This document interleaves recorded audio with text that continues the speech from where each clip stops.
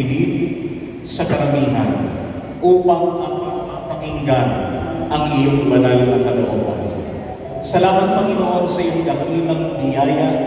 Sa loob ng 31 taon, patuloy mong ipinararanas ang iyong kapangyarihan, ang iyong kabutihan, ang iyong pagpapala.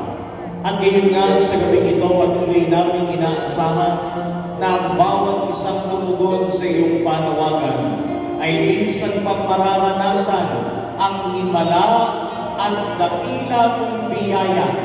Katugunan ng bawat dalangin sa gabing ito, aming aangkinin sa ngalan ni Jesus.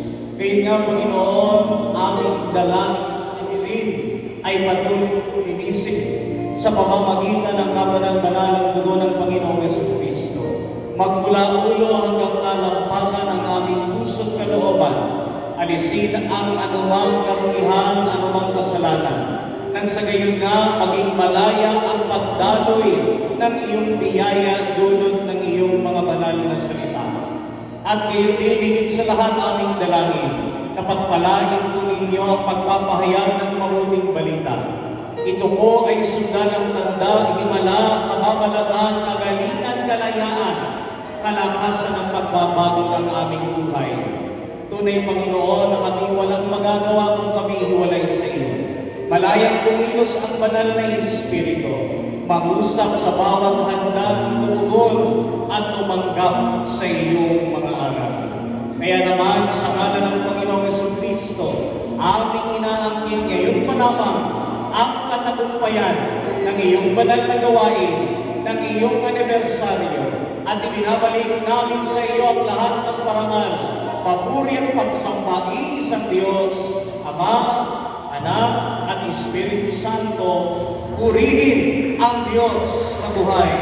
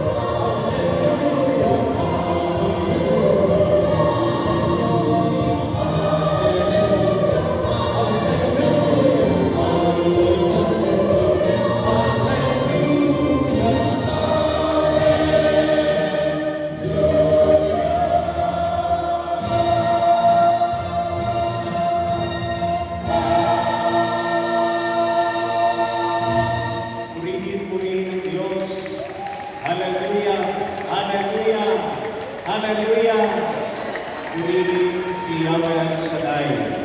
Pinagpalang gabi mga kapatid. Pinagpalang gabi mga kapatid. Batiin mo muli ang iyong katabi, pinagpalang gabi. Naniniwala mo ba kayong pinagpala tayo sa gabi ito? Bakit tayo pinagpala? Bakit mo tayo pinagpala? Sabihin mo sa iyong katabi, pinagpala ka sapagkat pinili mo paparito. Maraming dahilan upang hindi matuloy ang pagdiriwang ng anibersaryo ni Yahweh al Shaddai. Maraming dahilan hadlang upang ikaw ay hindi maparito sa gabing ito. Subalit salamat sa biyaya ng Diyos. Sa kabila ng mga hadlang, sa kabila ng mga sagabal, pinili mong paburihan, pinili mong tumugon sa panawagan ni Yahweh al Shaddai. At doon pa lamang kapatid, pinagpala ka na ng Diyos. Kaya naman magsisitayo tayong lahat at ating papakinggan ang mabuting balita na ating tutunghayan. Pinagpala rin tayo sapagkat mapakikinggan namin ang salita ng Diyos. Ang tunay na nagpapala ay hindi po ako, hindi ang kung sino, kundi ang salita ng Diyos na ating tatanggapin. Kung ito ay iyong pakikinggan, uunawain at usap sa buhay, kapatid, anuman ang iyong dalangin at pangangailangan, ang ginin mo na ang katugunan sa ngalan ni Jesus. Sabihin ko sa ngalan ni Jesus. Mga kapatid, ang mabuting balita ay mula sa ating Panginoong Jesucristo ayon kay San Lucas sa 10 kabanata mga talatang 38 hanggang 42. Luke chapter 10 verses 38 to 42. Nagpatuloy si Jesus at ang kanyang mga alagad sa kanilang paglalakbay at pumasok sa isang nayon. Malugod siyang tinanggap ng isang babaeng nagngangalang Marta sa tahanan nito. Ang babaeng ito ay may isang kapatid na Maria ang pangalan. Naupo ito sa paanan ng Panginoon at nakinig sa kanyang itinuturo. Alalang-alala si Marta sapagkat kulang ang kanyang katawan sa paghahanda. Kaya't lumapit siya kay Jesus at ang wika, Panginoon, sabihin nga po ninyo sa kapatid kong tulungan naman ako. Ngunit sinagot siya ng Panginoon, Marta, Marta, naliligalig ka at nabalang-abala sa maraming bagay. Ngunit isa lamang ang talagang kailangan. Pinili ni Maria ang lalong mabuti at ito'y hindi aalisin sa kanya. Mga kapatid, ito po ang makapangyarihang buhay at nagbibigay buhay, mabuting balita ng ating Diyos. Pinupuri ka namin, Panginoon Jesus. To God be the glory.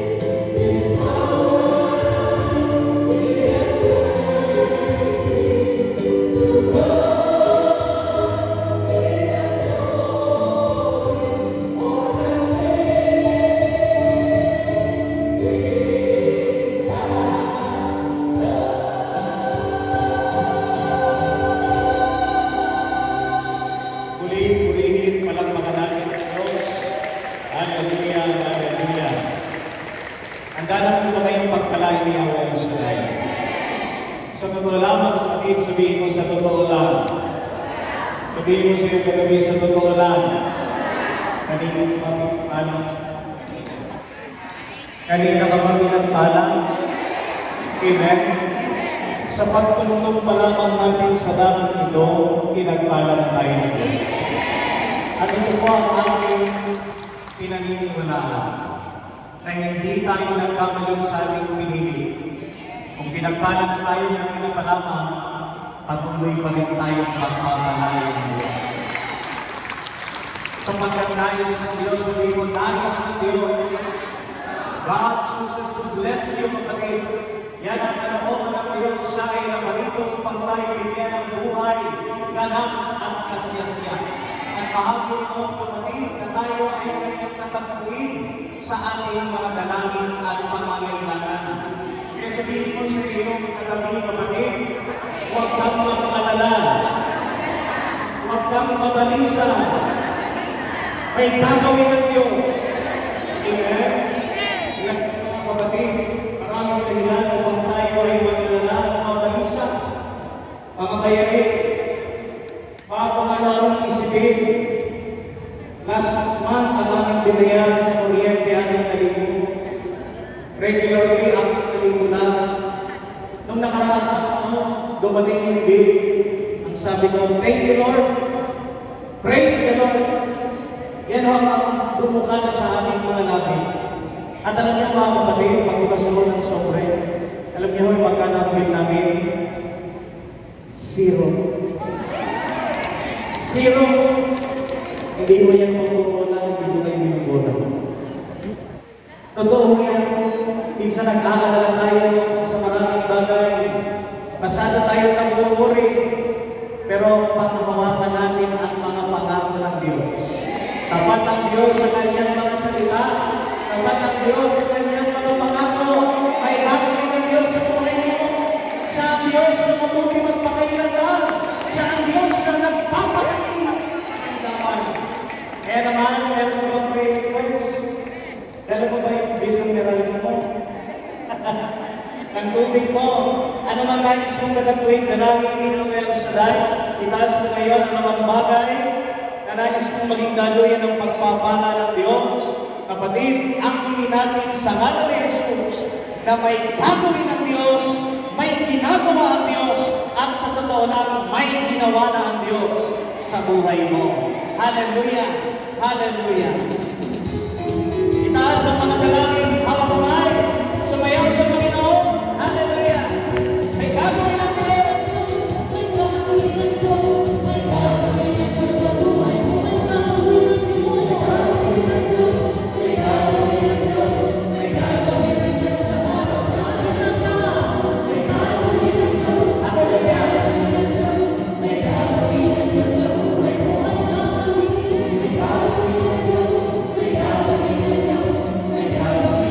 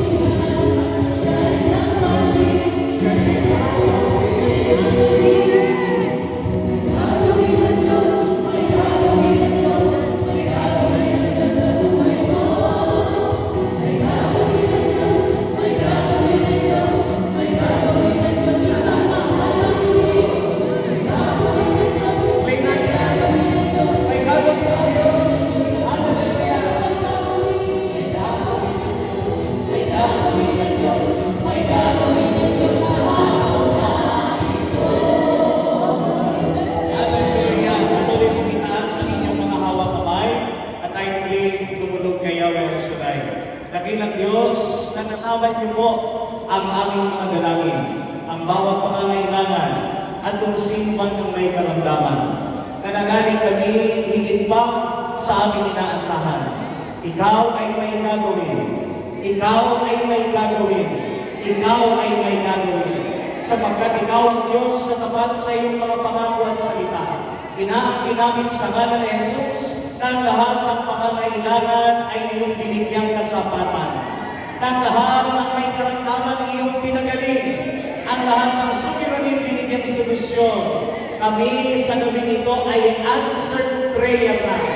Tagumpay na sa ngalan ni Jesus. Amen. Amen. Amen. Ibaba ang iyong daladalahan. At habang umuupo ay palakpakan natin si Yahweh El Shaddai. Paano po kayo magsiupo, mga kapatid, sa presensya ng Diyos? Salamat sa Panginoon, mga kapatid, na tayo muli ay nagkasama-sama sa dakong ito, sa tahanan ng Diyos, upang ipagdiwang ang ika-31 taon ng kanyang kabutihan, ng kanyang kadakilaan. Kung bakit mo nagpapatuloy ang gawain ng Diyos, sabihin nga po ninyo, gawain. Hindi ito gawain ng sino man. Kung bakit po tayo nagkakatipon sa dakong ito, sapagkat ito ay gawa ng Diyos. At ako po ay naniniwala na hindi magtatagal ng 31 taon ang gawain ito kung ito ay gawain lamang ng tao. Kung bakit po ito nagtagal ng 31 taon at higit pa ay sapagkat kumikilos ang Diyos sa buhay ng bawat isa. Amen? Kayo mismo ang magpapatunay. Kayo mismo ang makakapagpatotoo na sa anumang ating pangangailangan sa panahon ng ating karamdaman, tumawag tayo sa Diyos, tumawag tayo sa pangalan ni Jesus, at tayo ay kanyang tutulungan. Purihin natin si Yahweh Shaddai.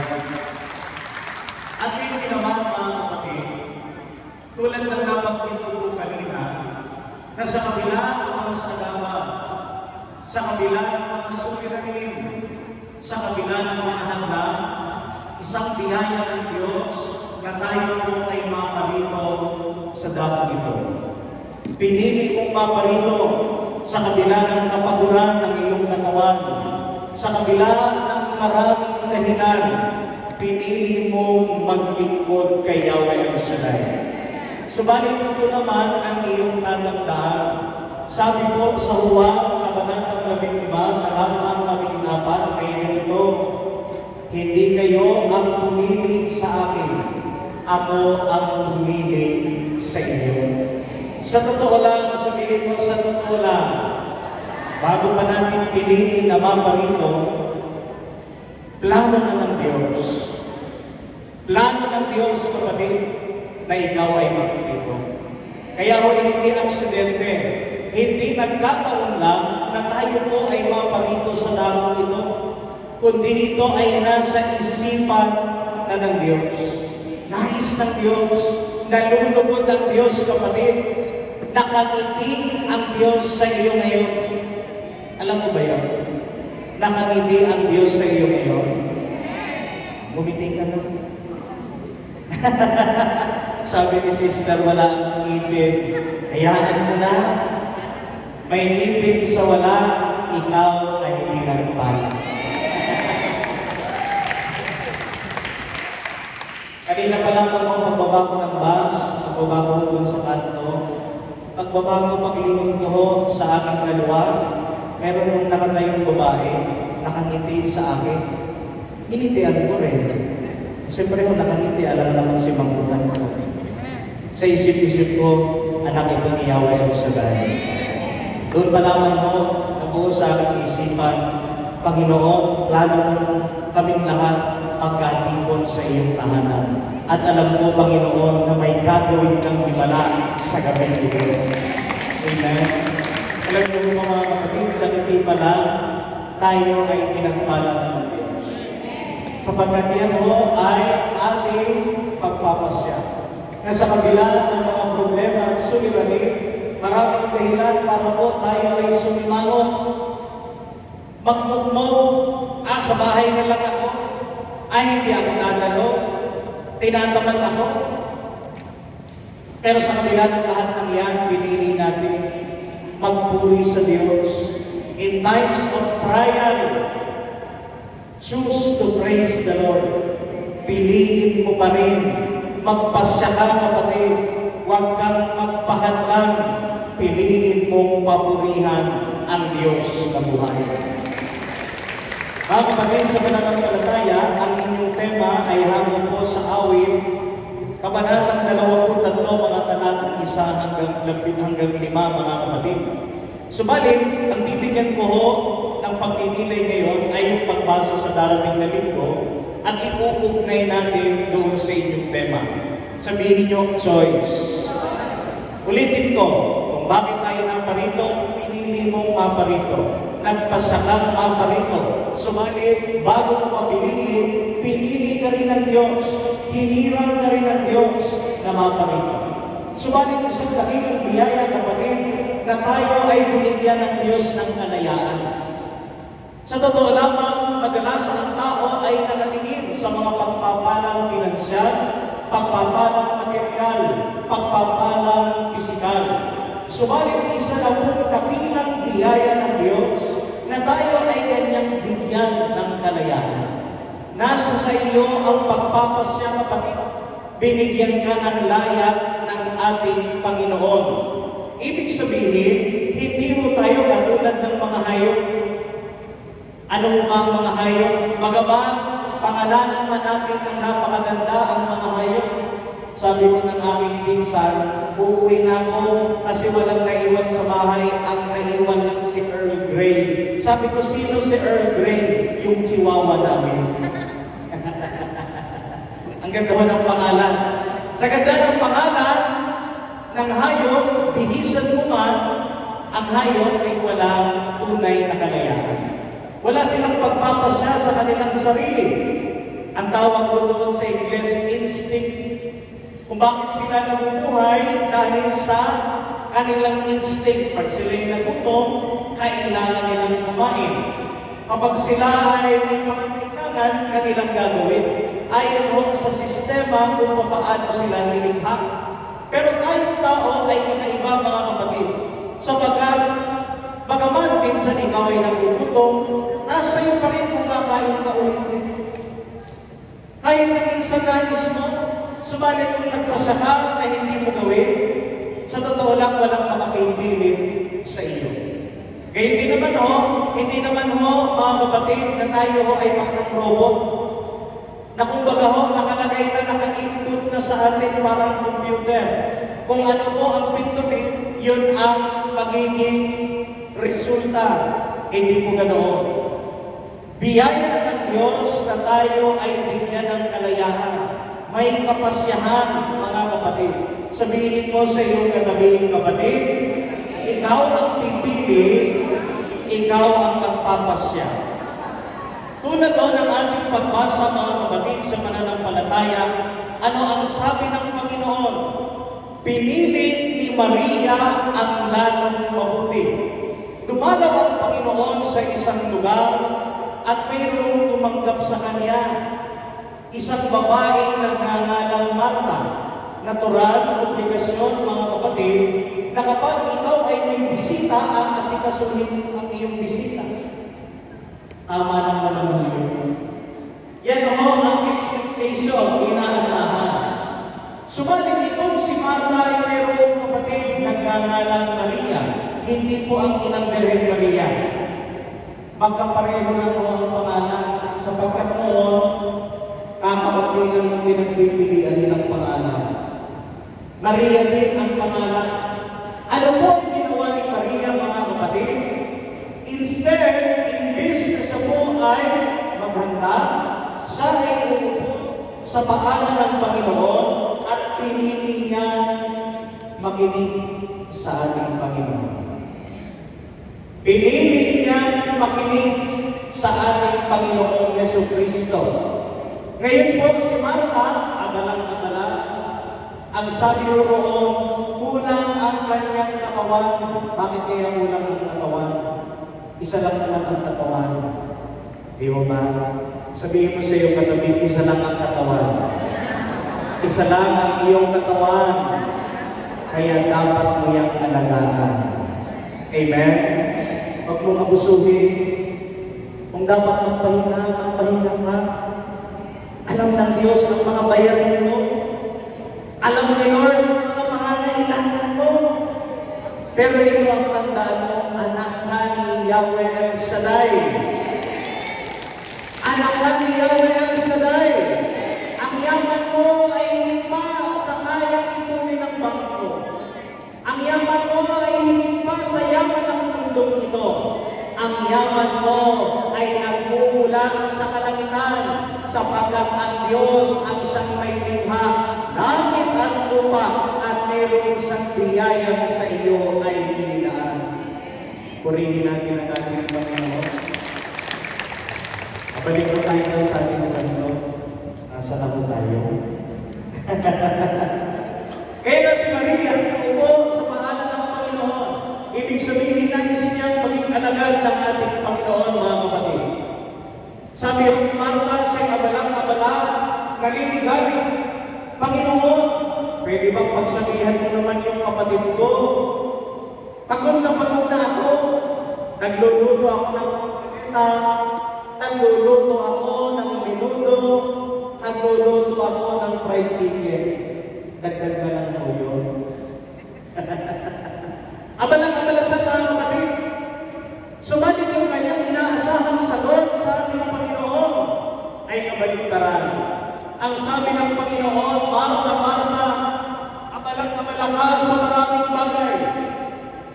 Aligaga ka, naliligalig. Sa totoo lang, isa lang ang kailangan. At pinili ni Maria ang lalong mabuti. Hindi naman po masama, kapatid, na mag-asikaso. Hindi masama na magtrabaho. Hindi masama na gawin mo kung ano ang inaasahan sa iyo. Subalit lagi mong tandaan, piliin mo higit kanino pa man, higit saan man, higit sa alinman.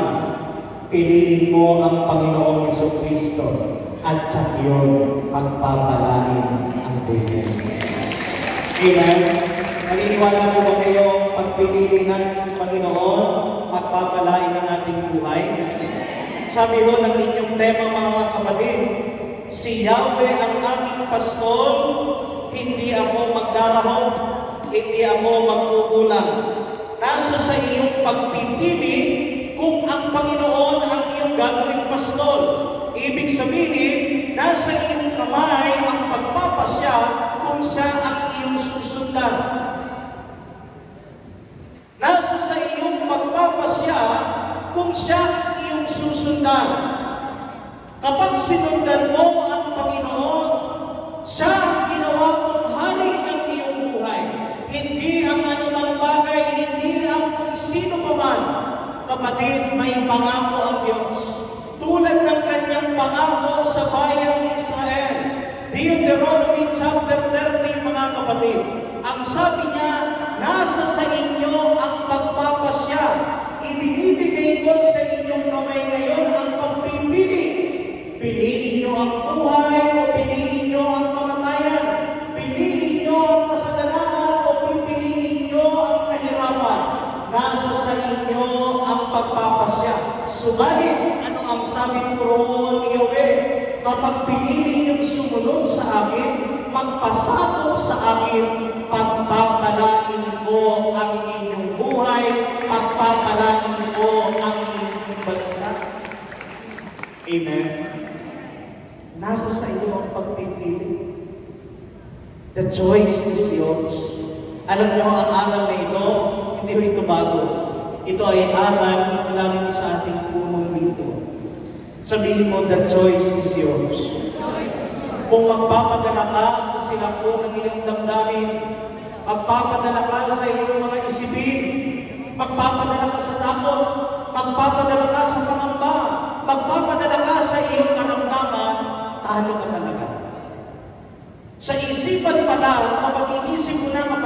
talo ka talaga. Subalit kapag mas higit pa sa iyong iniisip, iyong inaakala, pinagtagumpayan mo ang mga bagay na nagtutulot sa iyo ng pag-aalinlangan at pagdududa. Kapag pinili mo ang Panginoon, pinili mo ang maglingkod, pinili mong sumunod sa ating Diyos, hindi ka naman bibiguin ni Yahweh El Shaddai. Uulitin ko kung bakit tumagal ng 31 taon at marami pang taon, sapagkat kung ano ang aking binabanggit sa ngayon ay inyo nang naranasan. Pinili inyong maglingkod, patuloy na pinatutunayan ng Diyos na hindi siya nagpapabaya. Ang inyong lingkod, mga kapatid, sa pananampalataya, noon po, nang ako ay makatapos ng high school, hindi ko alam kung paano ako makapag-aaral. Tamang-tama naman po, mga kapatid, na nagbukas ng College of Divine Wisdom, dinala po ako ng aking nanay. Sapagkat nung una, hindi po yan ang aking choice. Tayo ang pangarap ko, gusto ko maging engineer, gusto ko maging accountant, yung mga ganun mo. Subalit sabi ng aking nanay, dito ka mag-aral. Noon, wala pa sa akin noon. Hindi buo ang aking pagpapasya. Pero mga kapatid, nang nabuo ang aking pagpapasya, salamat sa Panginoon. Sapagkat pinatunayan niya na kapag sumunod ka sa kanyang kalooban, naglingkod ka sa kanya, talagang pagpapalain niya ang iyong buhay. At ako po'y naniniwala, mga kapatid, aking napagtanto na inihahanda tayo ng Diyos sa kung ano ang pinili niya para sa atin. Naniniwala po ba kayo na bagaman tayo ay may sariling pagpapasya, may nais din ang Diyos sa ating buhay? Napagtanto ko, mga kapatid, sa pananampalataya, ang kalooban ng Diyos sa aking buhay. Noon ho, ako'y elementarya, para po magkaroon ng pandagdag ako. Naglalakad-lakad po ako ng kilometro para po magtinda ng antena at ng remote. Ang sinisigaw ko po noon, magmula Baclaran hanggang Sukat, antena remote, antena remote. Ngayon ho, wala ng antena eh. Sa cellphone na lang mo ngayon, pwede ka nang manood. E noon ho, antena remote. Naisip ko, Lord, ito ba ang nais mo sa aking kalooban na kami maghirap? Pero alam niyo, kapag gano'n ang ating iniisip, sasabihin sa atin ng Diyos, ikaw ang humusga sa kung anong kalooban mo sa iyong buhay. Ikaw ang nagpapasya, ikaw ang nagbibigay ng sentensya. Huwag mong sentensyahan ang sarili mo. Kung ang Diyos hindi ka nga hinusgahan, ang Diyos ika'y minahan, pinagpala ang iyong buhay.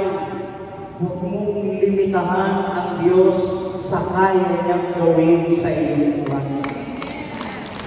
Tamang tanto ko, mga kapatid, na kung bakit hinayaan ng Diyos na mangyari yun sa aking buhay, inihanda ang aking lalamunan na kung noon, ilang oras ako nagsisigaw ng antena remote, ngayon, ilang oras ako nagsisigaw at sa pangalan ni Yahweh El Shaddai na nagpala ng aking buhay. Eh mga kapatid, pagaman meron tayong pagpapasya, subalit nais ng Diyos na tayo magpasakop sa kanyang kalooban. Pagaman meron tayong kalayaan na kanyang biyaya, nais ng Diyos na gamitin natin ang kalayaan iyan upang tayo ay magpasakop sa kanyang kalooban. Kung pangarap mo lang at nais lang ang iyong susundin, kapatid, sa yun, mabibigo ka. Subalit kapag sinunod mo ang kalooban ng Diyos sa iyong buhay, magtatagumpay ka. Purihin natin ang ating Panginoon. Kaya huwag mo nang tikasan ang iyong loob, huwag mo nang tikasan ang iyong damdamin. Magpasakot ka sa kalooban ng Diyos, magpasakot ka sa nais niyang gawin sa iyong buhay. Iwan mo na ang mga bagay na nagtutulot sa iyo ng pag-aalala. Baka naman masyado kang naligaga. Kaya ito ang sinasabi sa iyo ng Panginoon. Marta, Marta, Marta, Marta, masyado kang nag-aalala. Masyado kang naliligalig. Kalma ka lang. Sabihin mo sa iyong katabi, kalma ka lang. Darating. Amen? Kapag isinuko mo na ang iyong buhay sa Diyos, sumunod ka sa kalooban ng Diyos, kalma ka lang. Alam mong hindi ka niya pababayaan. Purihin natin si Yahweh sa kanya. That's why choose God. Piliin mo ang Diyos. The choice is yours. But God is offering. May offer sa iyo ang Panginoon, anak, ako ang piliin mo. Ako ang piliin mo. Brad, kasi siya nakakapagsustento sa amin. Hindi mo yan asawa. Iwan mo na yan. Kahit binibigyan ka pa niya, hindi mo yan asawa. Iwan mo na. Sumunod ka sa kalooban ng Diyos. Yung ibinibigay sa iyo, mas higit pa ang pagpapalang dadalang sa iyo. Para sa iyo, kapatid, ang mensahe na yan, ikaw na nakikinig ngayon, alam mo ang iyong sitwasyon, alam mo ang iyong kalalagayan. Hindi yan ang kalooban ng Diyos para sa iyo. Sa maling pamamaraan mo nakukuha ang ikinabubuhay mo. Talikuran mo na yan. Sumunod ka sa Diyos, piliin mo siya. Uulitin ko, pagpapalain ka niya. Purihin natin ang ating Panginoon. Pangalawa ho, una, choose God. Pangalawa ho, choose wisely. Wisely. Sabihin niyo, wisely. Sabi ho mga kapatid ng Hosea chapter 4 verse 6, "Nalipol ang aking bayan dahil sa kamangmangan, sapagkat itinakwil nila ang karunungan."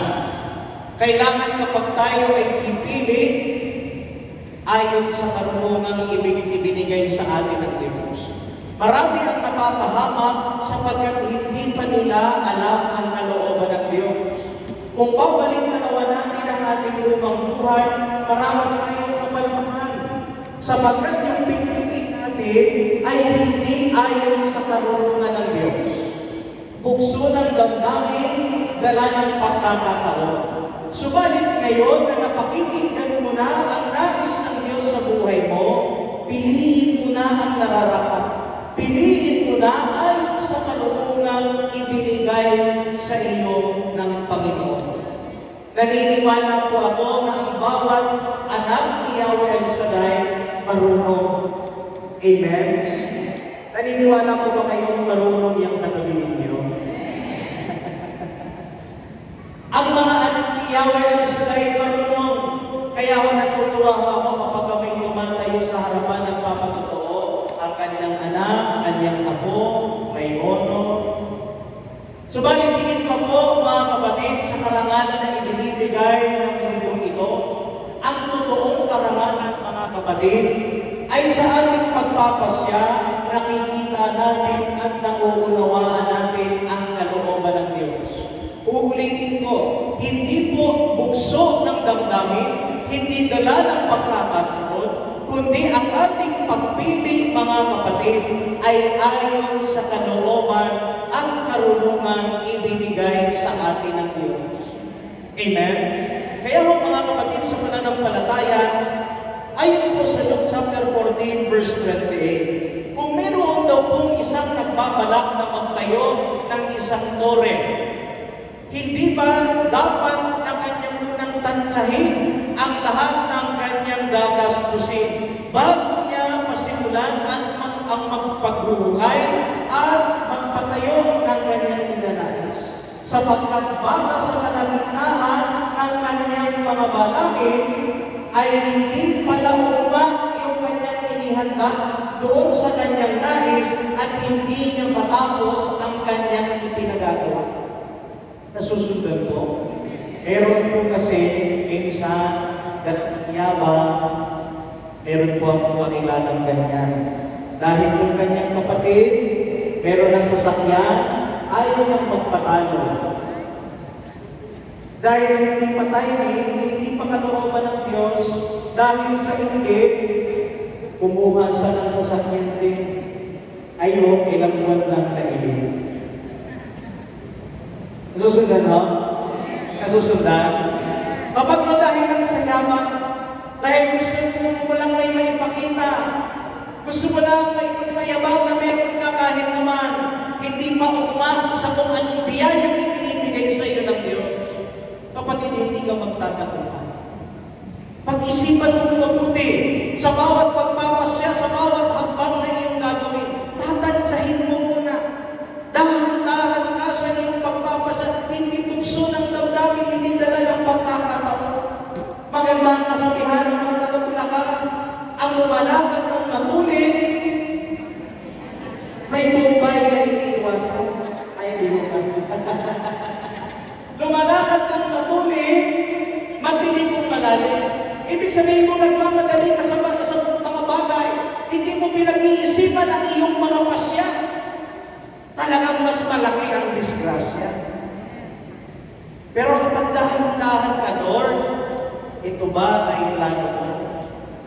Higit sa lahat, ipinapanalangin mo ang iyong mga gagawin. Lord, meron akong pangarap, meron akong nais para sa aking anak. Marami kong ganyan, mga kapatid. Meron po ako po'y nagtuturo din. Marami akong na-encounter. Bakit yung anak nila ay hindi nag-e-excel sa eskwelahan? Sapagkat hindi naman talaga nila gusto ang kurso. Bigla-bigla, ayan kasi ang indiman. Kapag ho ganun ang pagpapasya, mga kapatid, talagang hindi ho tayo magtatagumpay. Bago ka magpasya, ayon sa karunungan ng Diyos, ipanalangin mo muna. Kumalma ka muna, pag-isipan mo muna. At kapag pinagkatiwala mo sa Diyos ang iyong mga balakid, sa yun, ikaw ay kanyang pagtatagumpay. Amen? Choose wisely, mga kapatid, ng may karunungan. Ilang taon na natin na pakikinggan ang salita ng Diyos. Alam ko, may karunungan na tayo. Amen? Pangatlo, mga kapatid, choose willingly, mga kapatid. Willing, nais, gusto. 2 Corinthians chapter 9, verse 7, ang bawat isa'y dapat magbigay ayon sa kanyang pasya, maluwag sa loob at hindi napipilitan lamang, sapagkat iniibig ng Diyos ang nagbibigay ng may kagalakan. Hindi napipilitan. Sabihin mo sa iyong katabi, kapatid, hindi kita pinipilit. Hindi napipilitan. Once, mga kapatid, na ikaw ay napilitan sa iyong ginagawa, wala na yung pagpapala. Nasusundan? Once ikaw ay napipilitan kung magbigay, o yan na nga. Kung ako man ang bibigyan ako ng ganoon, sabihin ko salamat na lang. Tiyo ba? O kumain ka na! Parang hindi mo malulunok yung iyong kinain. Susundan ha? Di mo ba pagpipilitan ng isang taong nagbibigay sa atin para ayaw natin? Ngayon din ho, mga kapatid. Sa ano man ang ating gagawin, dapat bukal sa iyong loob. E paano naman yung Brad? Ang hirap. Ito ang realidad. Minsan, sa masimula ng ating paglilingkod, pagsunod sa kalooban ng Diyos, nandun yung ating willingness. Kaya alas 3 ang gawain dito, alauna pa lang nandito na. Talaga, nandun yung excitement. Lumipas yung 10 years. Alas 3 ang gawain. Alas 4 ka na dumating. Nawala na yung init ng paglilingkod. Parang magpipilitan na lang. Naglalakad ka parang hinahatak ang iyong mga paa. Papaano yung brother? Madalas kang nananalangin ng iyong pangangailangan. Madalas kang nananalangin ng iyong kagalingan. Bakit hindi mo rin ipanalangin sa Panginoon? Lord, grant me the desire. Ipagkaloob mo sa aking piling, Panginoon, yung init ng aking paglilingkod, ang hangarin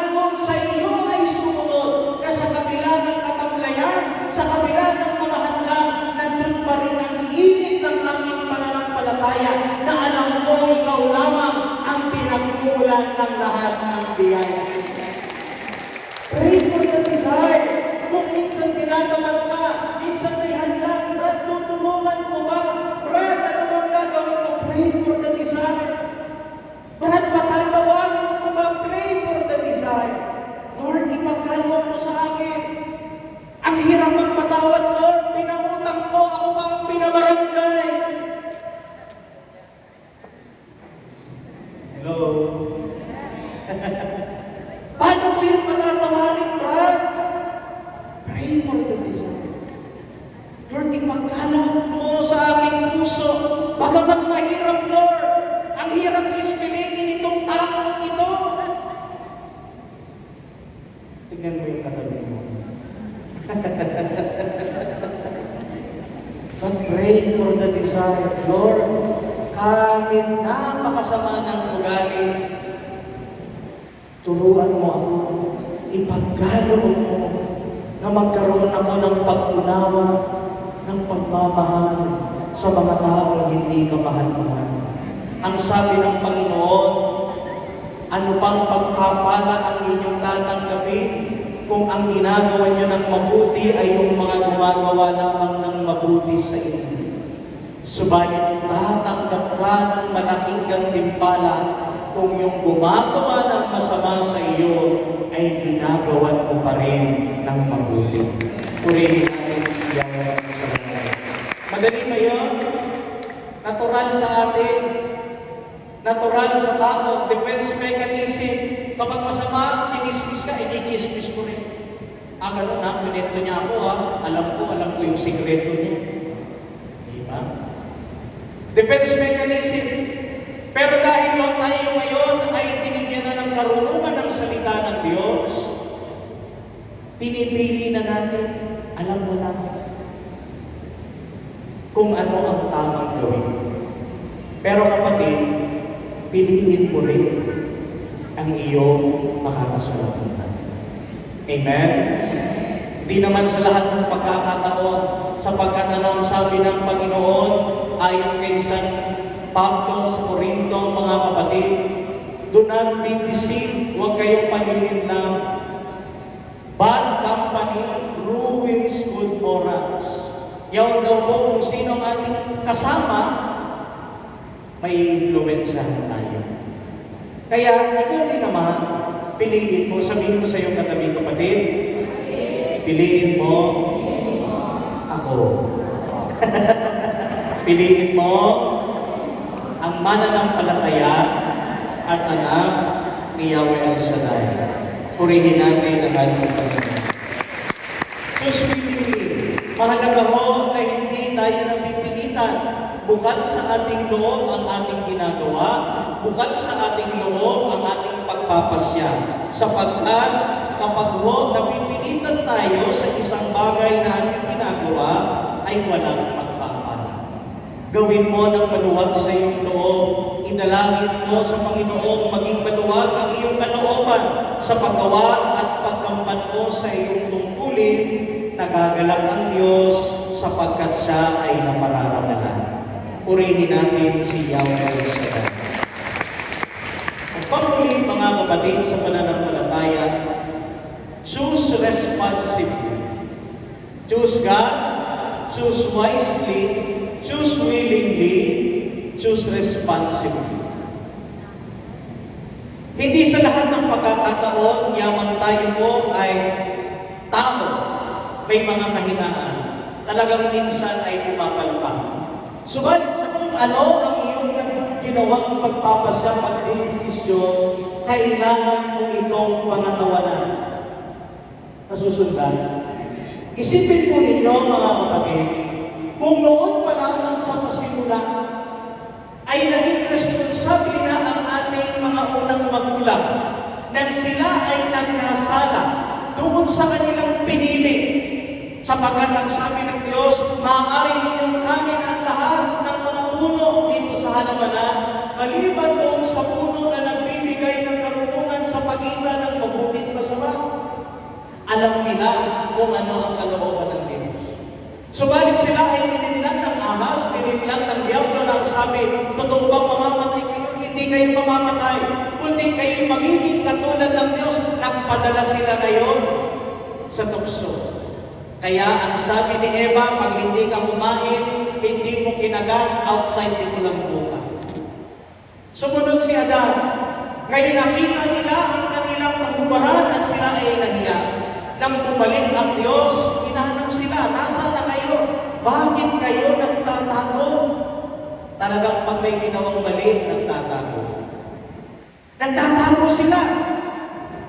Hinanap sila ng Panginoon at ang sabi ni Adan, narinig po kami, nalaman po kasi namin kami ay hubad, kaya kami ay gumawa ng saplot sa aming katawan. Sinong nagsabi sa inyong kayo nakahubad? Yung babae po kasi na ibinigay ninyo, ang sabi niya sa akin, kapag hindi daw ako kumain, outside, hindi ko lang po ako.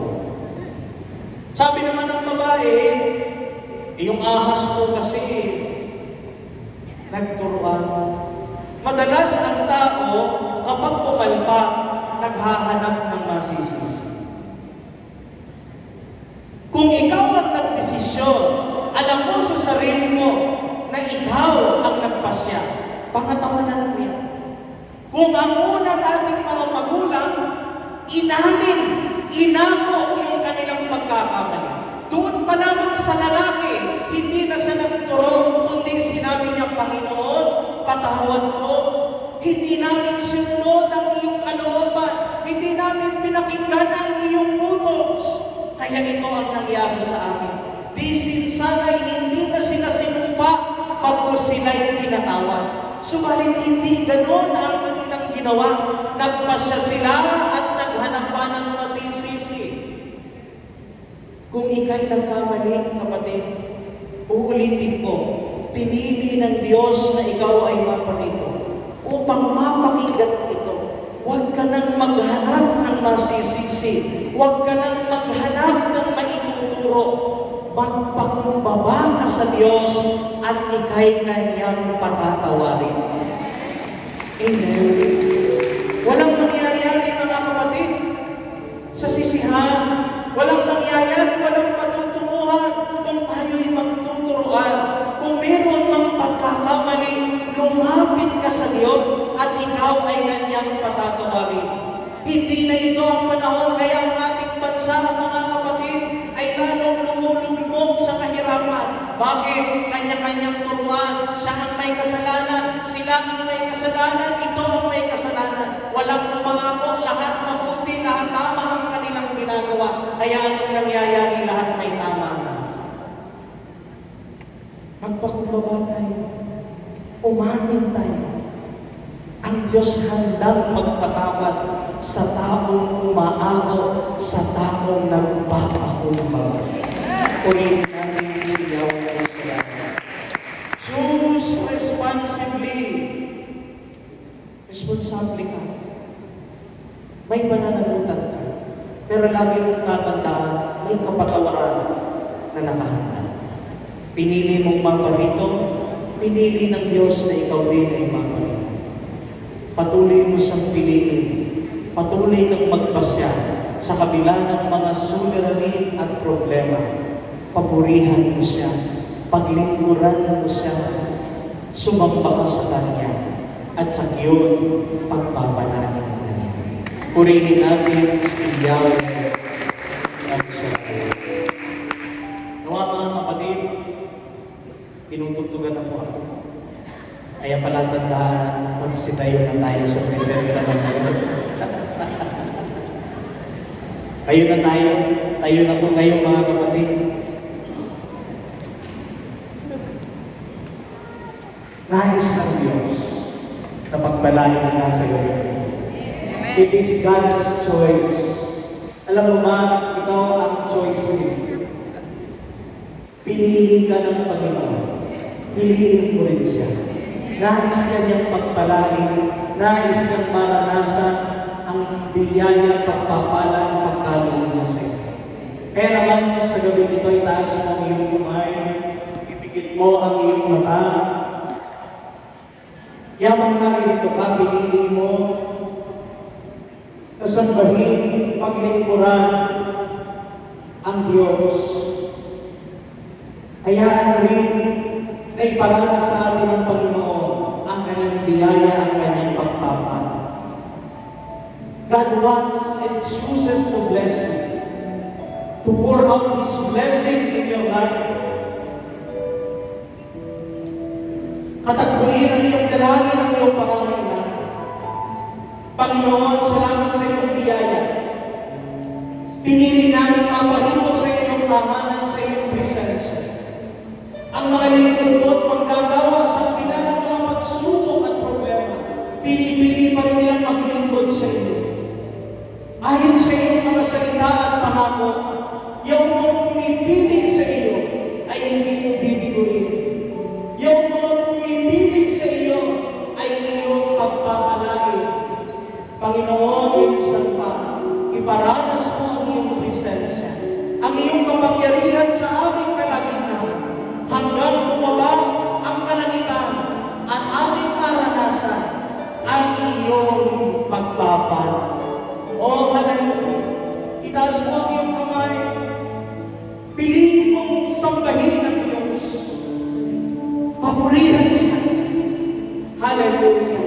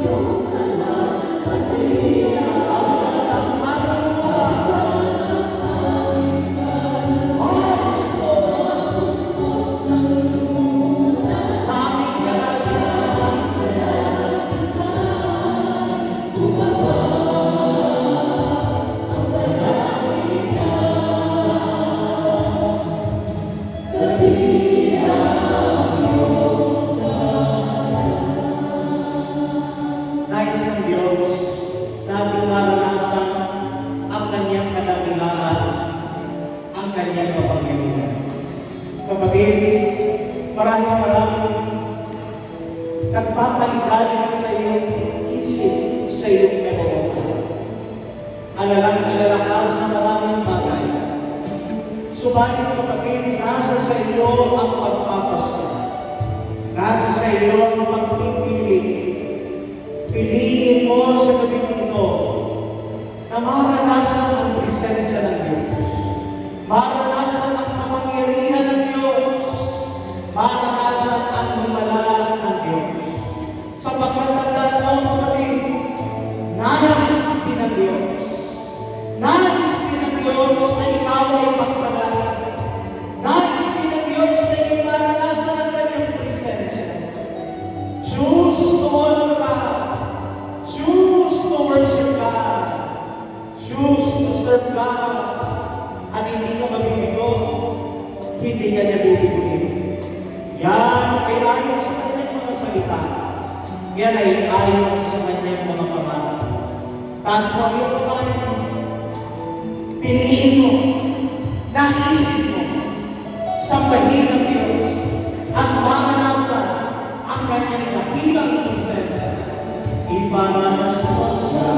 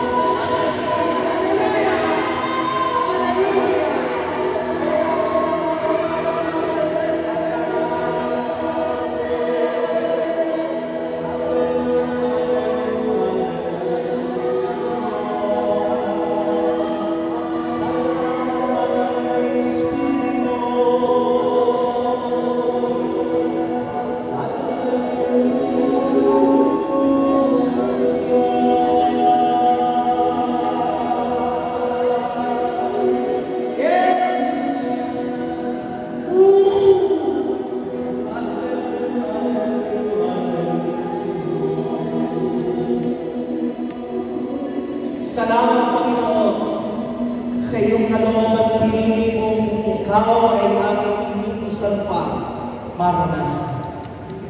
Nananalig kami, Panginoon, hindi kami uuwing bigo. Inaangkin namin sa ngalan ng Jesus. Inaangkin namin may himalang nangyari sa buhay ng bawat isa. Sa iyong mga manggagawa, Panginoon, coordinator, assistant coordinator, secretary, treasurer, iba't ibang ministry, Panginoon, using ministry, lahat ng manggagawa sa dapat ito na iyong inirang at pinili. At namin, Panginoon, higit pa sa 31 taon, patuloy mong pipiliin na sila ay pagpalain. Patuloy mo silang patatagin, Panginoon, bilang mga manggagawa. Patuloy mo silang bigkisin sa iyong pag-ibig, pagkakaisa. At gayon din ang lahat ng mga naririto, Panginoon, alam namin na kami ay pinusmus mo ng iyong presensya. Panginoon, salamat po. Salamat sa iyong biyaya. Kaya naman sa iyo namin ibinabalik lahat ng parangal, papuri at pagsamba. Iisang Diyos, Ama, Anak, at Espiritu Santo. Lahat mo'y magsabi ng Amen. Amen. Hallelujah. Palakpakan ng Diyos. At patuloy tayong magpasalamat sa Kanya.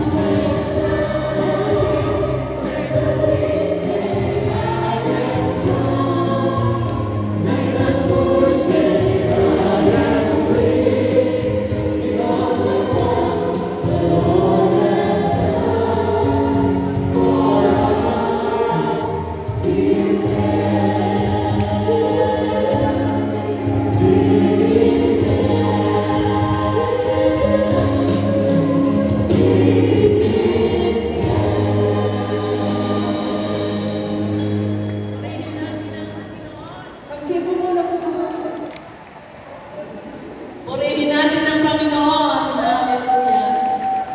Magandang gabi po sa inyong lahat, mga brother and sister.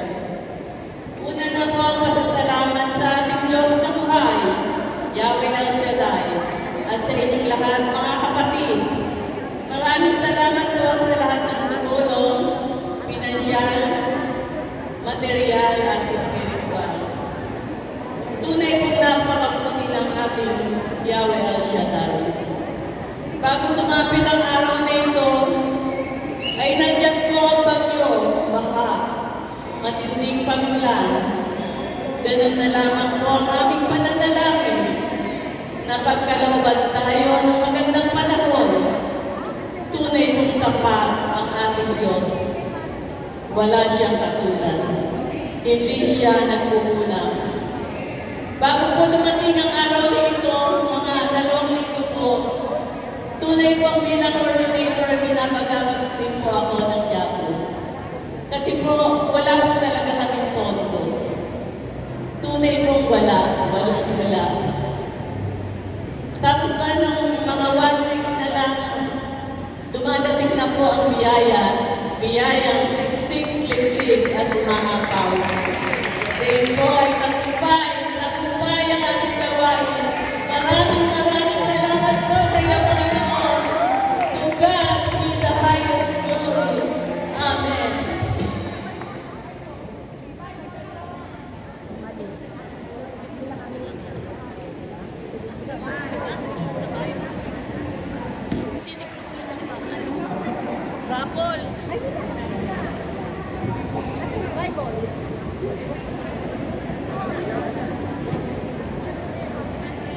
Praise the Lord. Hallelujah. Salamat po sa Panginoon sa tagumpay ng kanyang paglalagaway. At wag po muna tayo umuwi at meron po tayong munting mapapanalunan dito. Alam nyo, manakot po kayo ng Rosetta kung God will guard. Marating. Hindi o. Bible po mga kapatid. At bunutin na po natin ang unang mananalo ng Biblia. Biblia nga ba? Ano? Si Brother Roberta de la Cruz.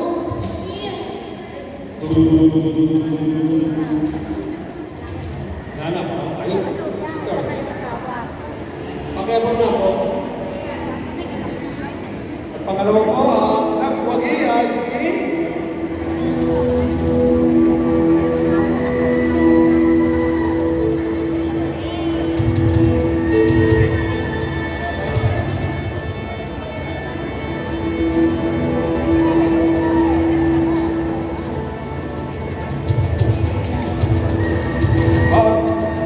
Baby Hipolito.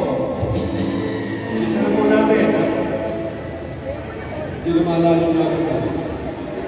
Benita Bernardo. Ayan po, ipakilapit na po. Sister Kael Lara. Kael po Kael Lara. Higit pa po sa House and Cultura. Pakilala po. Marina Roque.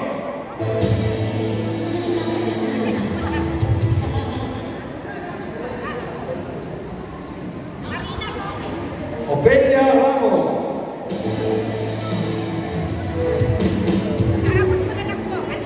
Doris Hernandez.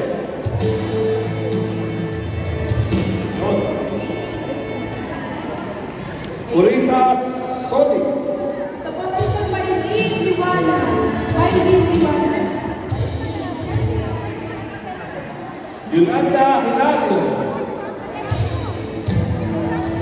Rita Lopez. Merly Kabuyag. Bata. Sister Losli Brenda Paglia. Last but not least, Brenda Paglia. Edna Jesus. Meron pa pala. Meron pa.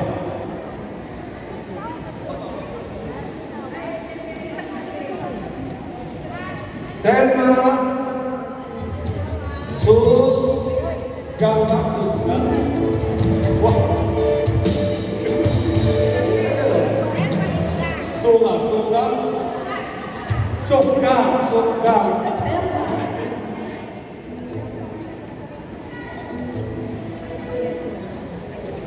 Okay, wala na po mga kapatid. This coming Friday, announcement. Meron po tayo lang kami na selfie sa lugar na Parasway, Malolos, alas 12, may tanghali, 5.